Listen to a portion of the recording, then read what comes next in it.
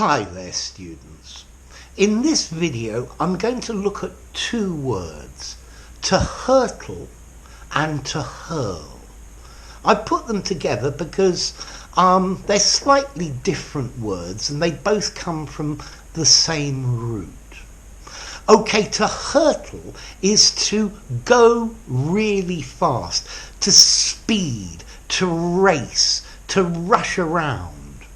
Or as we saw the other day, to career or to careen. Yeah? So to hurtle, to go very fast, maybe with this large, noisy, rushing sound. Yeah? So the cars were hurtling down the motorway. The kids were hurtling about the room, and I was frightened they were going to careen into something. Okay, so hurtle is just a verb meaning to go really, really fast. And then we have this verb hurl. To hurl is to throw as hard as you can, to fling, to throw with all your might. Okay, so he hurled the stone and the stone hurtled through the air. Okay, so to hurl, to throw as fast as you can. To hurtle, don't confuse it with hurdle with a D. To hurtle, to race, to speed. Yeah, he hurtled towards his job, or maybe he is hurtling towards success. You see, I've used it metaphorically there.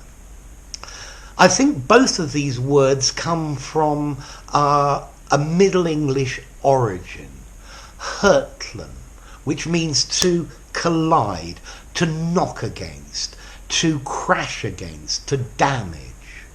And both of these words are related to the word to hurt. Both hurtle and hurl are regular verbs. He hurtled towards his destiny. He hurled the rock from the window. So both regular verbs. Now, what about formality? Well, I think hurtle is probably a little bit old-fashioned. I think you could use it in an informal conversation. It sounds a little bit posh and a little bit literary. I think it's a really good word to use in an essay or a description or something like that.